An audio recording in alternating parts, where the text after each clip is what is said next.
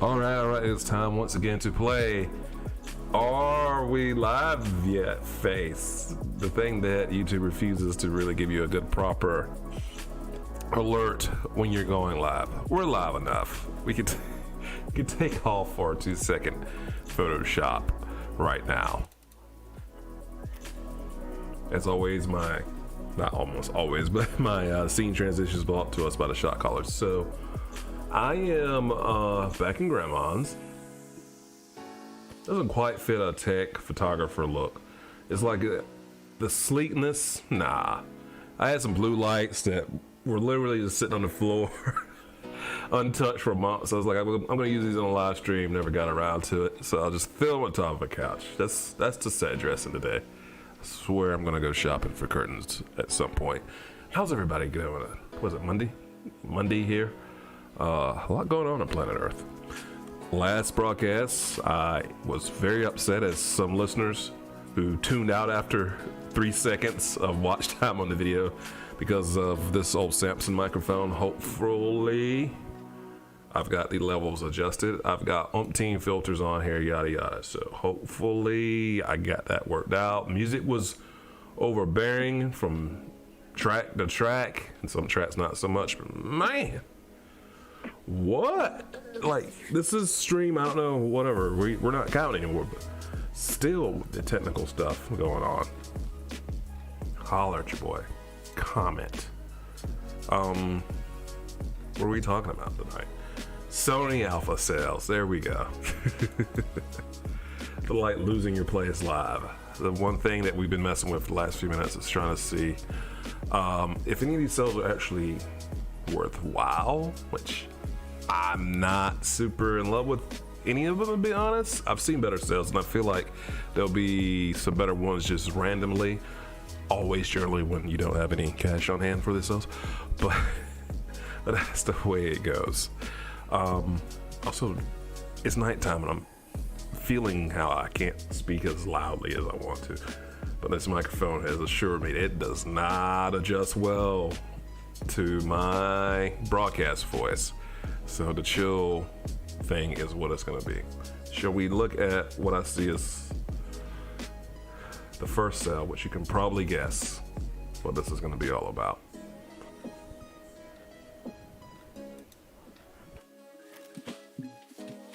I meant to move my chair and adjust even faster than that transition. But here we are. The Sony, not A7III, A7R3, but not A7R3, the A7R3A. So basically, what this is a slight tweak. They say the improvements. So the rear screen has gone up in megapixels. Basically, you can see it better, or dots. I don't know if you say megapixels, dots. Basically, you can see it better in brighter sunlight. The USB has gone from a 3.1 Gen 1 type to a Type C, so that's gonna be a faster transfer speed. And other than that, it's the same camera as the A7R3 was. However, this improvement just came, a few months ago? So for it to be $22.98, savings of $500,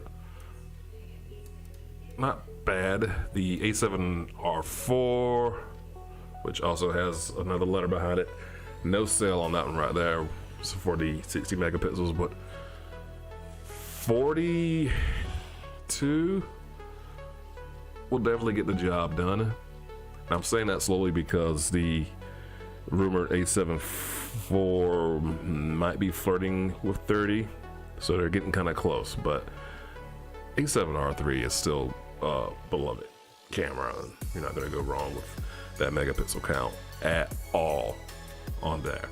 I can see them having a refresh, but for the reasons they refresh, like the screen and the transfer of the USB, is kind of the reason why I'm not keen on going backwards so far in cameras.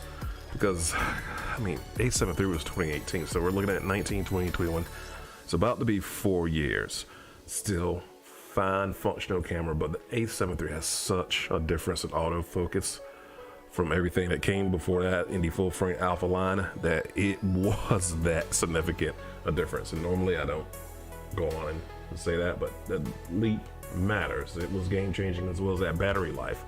Now I'm going to talk about the A7 II in a second, which is also on sale. I got a bunch of anecdotal evidence about that camera. That sale, let's get back over here.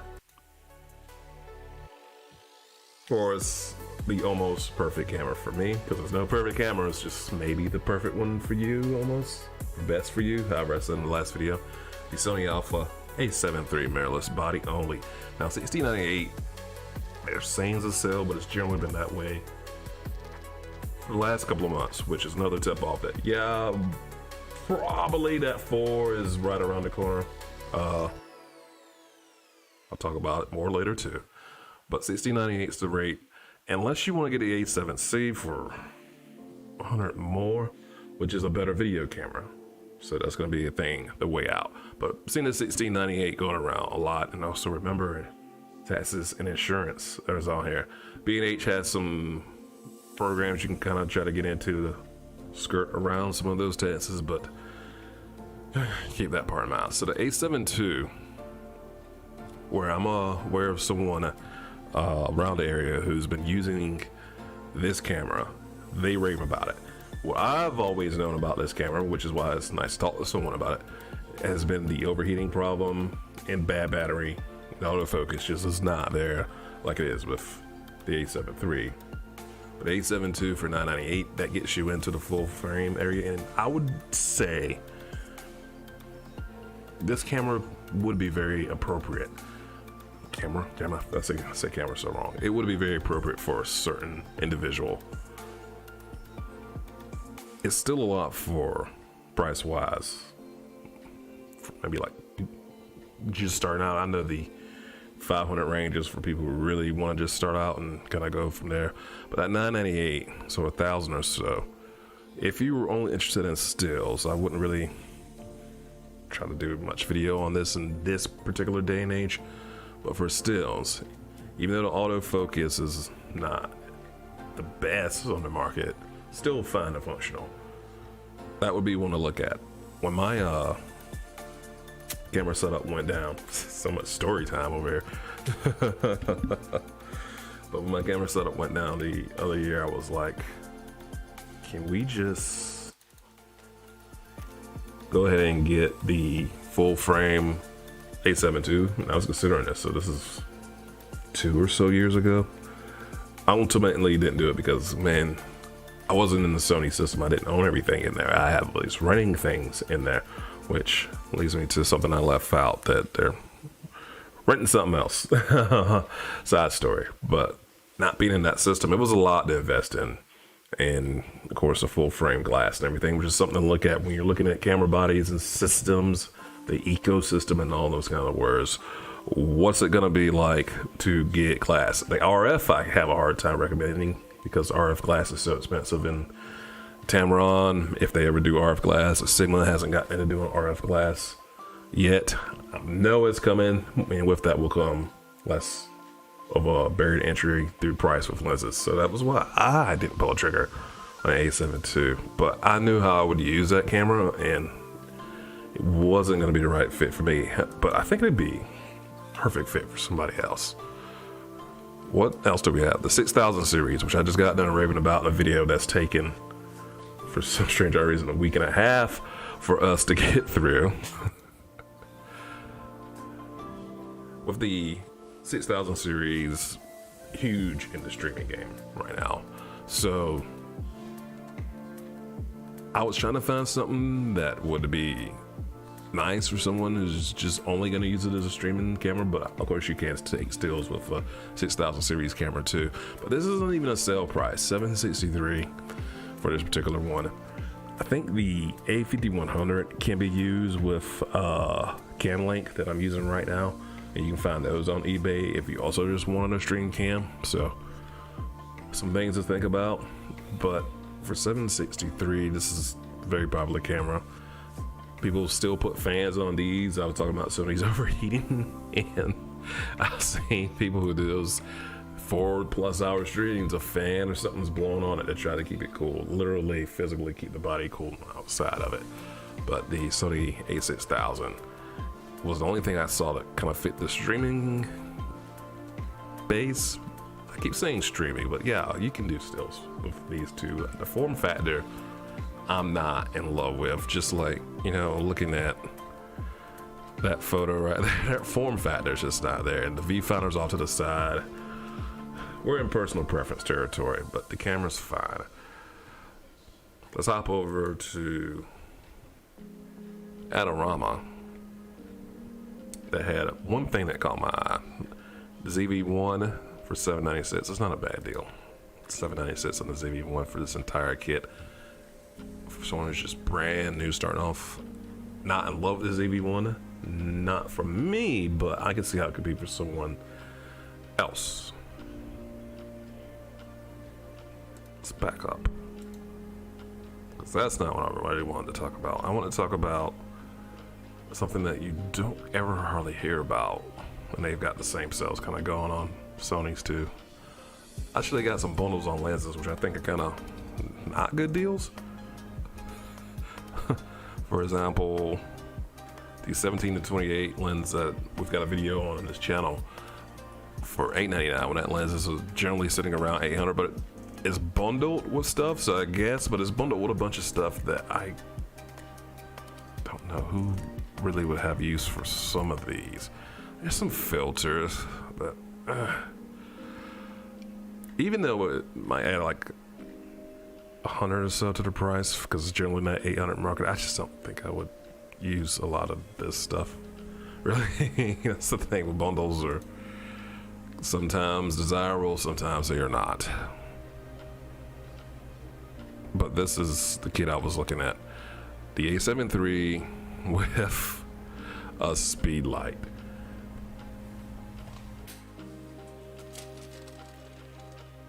So taking a camera that is known for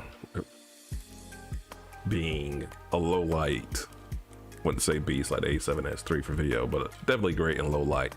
And you might think, why would you want to use a flash on there? But there are definitely situations where a flash will come in handy with that camera.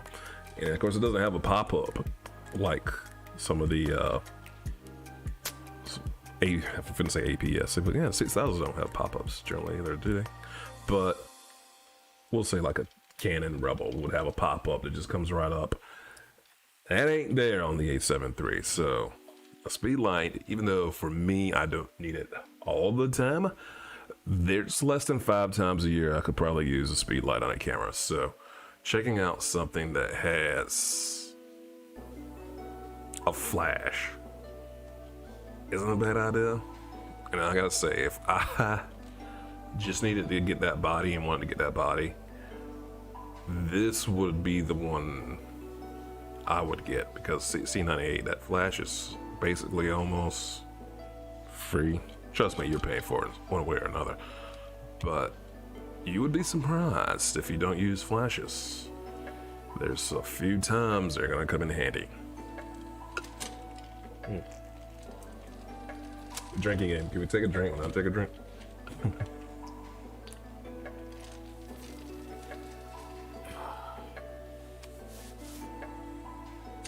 So chilled. We're chilled out. Still got some music going. I'll show you the screen. Wouldn't that make a lot of sense if I showed it to you? The chrome one though. So the Sony A7 III mirrorless camera with flashpoint zoom, R2 speed light. There was a little thing about trying to get flashes that actually work on the A7 III. There wasn't a long list of them. I can't remember. I'm pretty sure the one that I use was by Sony, and it was $600 alone for just that flash, and it wasn't even remote at all. It didn't have a remote ability, I don't think. It's been 2 years since I used that particular model, but I know GODOX has one that is remote, and it's around $200. But if I was getting a body and needed a body, and this deal came along, that would be one that I was like, I'm not going to use it a lot, but there will be several times in a calendar year I can use a flash on top of a camera. So it would be one to look at. No Adorama, don't save the progress. Black Magic Design URSA Mini Pro 12K camera. What a mouthful. So, little time out here. Blackmagic has put some stuff out that's really helped filmmakers, video people, made things a little bit more accessible. DaVinci Resolve, I mean, hello. That has been my recommendation for people who want to get into editing things, because what can you say, it's free. It can be kind of taxing on some machines, so that's kind of a barrier to entry there with DaVinci Resolve, but they have such a powerful piece of software with award-winning color grading, literally Oscar award-winning color grading available to you for free, because you still need to machine things to power it, but sort of free. Game changer, great for the industry. So more anecdotal talk with Blackmagic. It's still a cool camera, the 12. This camera was $10,000 earlier this year. No, I think the price just dropped here recently, but this camera was $10,000 when it came out. I'm not sure who might have used some online. I know Linus Tech Tips was using a Blackmagic. I don't know if they still are. They were messing with Red and Blackmagic. I don't know if it was the URSA they did with 12K, but to get it around the $6,000 price point, now you're in a category with like the Red Komodo for around $6,000, Canon C70, Sony's, the FXs I keep messing up. I think it's FX6. You're sort of in that price range now, and of course whatever glass you put on there, so you can start building an amazing kit off of the Blackmagic URSA, dropping down on $6,000 for videographers. But my anecdotal part is that for some reason Blackmagic does not have the street cred or the clout of Red, and the Red doesn't have the street cred or clout really as an Airy. So like I rolled in my Airy Alexa Mini versus the Blackmagic design. They don't have the same street cred, and it's just so weird to think about that in terms of cameras. You might think about that with like status symbols of houses and cars and clothes. There's a little bit of that going on in the camera world too, and Blackmagic doesn't seem to really get the motors revving like if you were rocking the Airy, and I just find that interesting. I thought that from afar, but listening to a few DPs and cinematographers speak on this, I wouldn't say confirm what I thought, because this is all anecdotal from them as well. It's anecdotal from me, it's anecdotal from them, but over on the West Coast when they're hanging out on more shoot sets than I am, it's just fun and interesting to hear about the clout level involved with Blackmagic design cameras. But they're still really amazing cameras. They are probably definitely a nice gateway into some of those other cameras and those more professional cinema type cameras. And I already mentioned the free things that can come along with Blackmagic, and just how they are a company that so far, knock on this wood table, I really heard a lot of horrible things about. They're doing good in the filmmaking space and doing good by filmmakers, so shout outs to them. But I don't know if anything else is coming out behind the Blackmagic design URSA Mini Pro 12K camera. By anything I mean like a new model of this, another take on this, or just new camera in general. Like I was saying, the A7III is dropping in price because we know that 4 is just a hanging around and hanging around. I sort of kind of teased talking about wild rumors that was going on from Sony Alpha rumors. They're at it again, and they even said this is wild speculation on the A7IV that is impending. And the more these rumors keep flying and popping up, the more I'm like, okay, cameras. I was doubtful 2 weeks ago we might see it this year. I think it's coming this year. One thing they said that I didn't think was really that crazy or wild is that it will be 4K at 60 frames per second. And in 2018, the A7 III was 4K at 24 frames per second, 24p, if you like being confusing like that.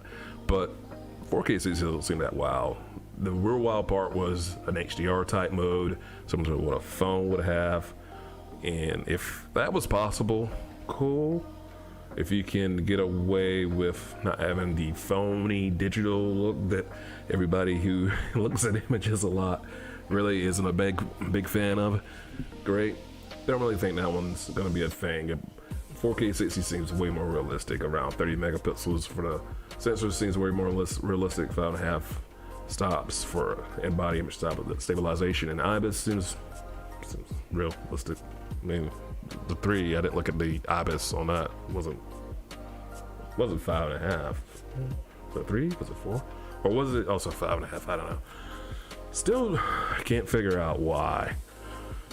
You get the reports of what's inside of this camera body, but no clue as to whether or not the thing has the flippy out screen. Like, that's on the outside of it. How does this happen? I ran on that from last video live stream.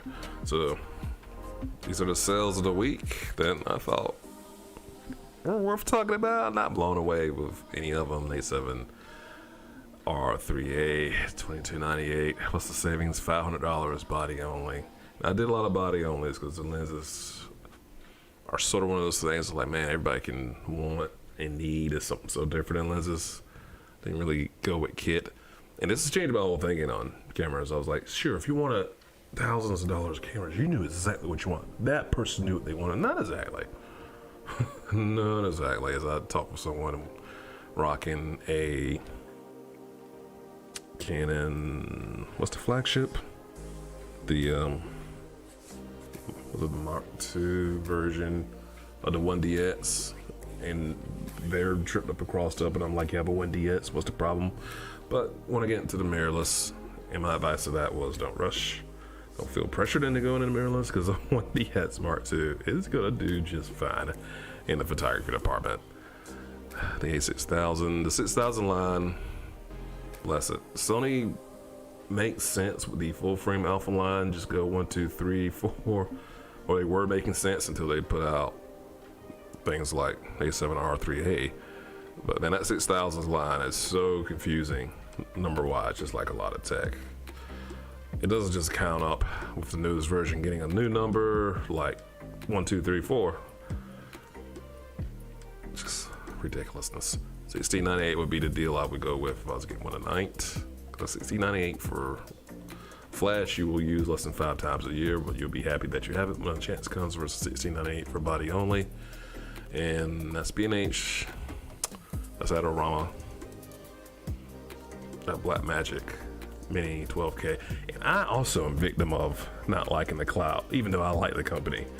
I would have hopped on a Red Komodo with an RF lens instead of this particular camera right here. Wait a minute. Am I not showing you all this? Bad hosting. Bad hosting. I'm just clicking through stuff here. So the A7R3A,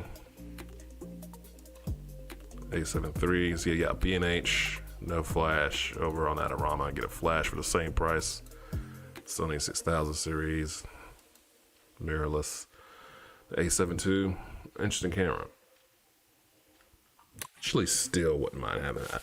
Oh, this is a kit with some accessories, but I have A7 III batteries. That just first world problem all the way right there. And of course, the Blackmagic Cinema. I was trying to find some nice PC deals or something like that. Can't really track anything like that down. Renegade's back here blowing heavy. We're almost done. Rennie, speaking of our first world issues, we are all thinking about some of the things that are going on. I have friends down in New Orleans who were marked safe. I'm very happy about that, and I know everybody's not going to unfortunately get messages like that. So thinking about New Orleans tonight, wanted to hop on here and chat because I enjoy the streaming stuff. I know Over on the Twitch side, hate raids are a big thing, and they're gonna have a day off of Twitch on Monday to let Twitch know how everyone's feeling about this. 'Cause Twitch is really, this is in none of these social media apps really care about end users at all. They only care about bottom lines. Now, while a day off of Twitch won't really help bottom line, it is something to get this to be more of a conversation, because Twitch is such a niche website and it doesn't get a lot of mainstream coverage and attention. 150 million users or views or something like that. I heard some stat Devin Ash was talking about, and like YouTube does that in a day. YouTube's got 2 billion almost active users, so much bigger site. But all these social media platforms to do live streams, create content on, is very, very heady stuff and takes a lot of effort to pull off, and to have to say I'm gonna go online and put up with the foolishness of ignorant people. There really sucks the fun out of doing this stuff. But I will probably hop on the not safe and friendly website of Twitch and bust out a Psychonaut stream at some point here. So I'm enjoying that. But I just want to say, thinking about everybody everywhere else, and hopefully things will be a little bit better on later on. One more thing to plug right here, and that of course is us over at YeagerShots.com. Me and the Yahweh, the channel themed apparel and photography themed apparel, as well as videography apparel, is right here, all at YeagerShots.com. Me doing my first ever eraser cheer and clean shot in Photoshop. Also edit some photos that you can digitally download it on, and some from New York have been added to the site too, if I can pull that up. And buy directly from me if you're looking for some canvas or some framed artwork. Here it is, and if you're a New York fan, swing by YeagerShots.com and check that out.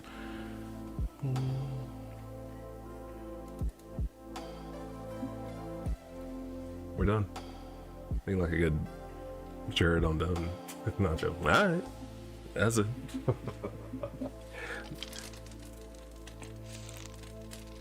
How long did we go? What's the count? Almost half an hour. Cool. Sitting here chatting, straight chilling. But those are the sales that came across this week. I will have finally the Cam Link 4K video up in freaking Wednesday. I'm gonna do a thumbnail for that. I was gonna do it live, but good grief, I'm so tired of working on this video. It was a weird one. I don't know what it was about this video. I think it was that it just had a ton of B-roll, but the B-roll had more setups than normal. Like, if there was 10 pieces of B-roll, I would maybe spend almost 10 minutes on some of those setups. I'm using lens whacking, which that wasn't the thing. It's just a bizarre video. Forgot to put a 4K Cam Link 4K. Had to reshoot that. Then forgot to include that footage, and forgot to include some other footage because there was so many shots, and some of them definitely should have stayed out. Had to reroute some of its explanations. Good week ahead of you, hanging out with you on this Monday. I'll speak with everybody a little bit later on in this thing we call life. It's my closed DJ voice right there.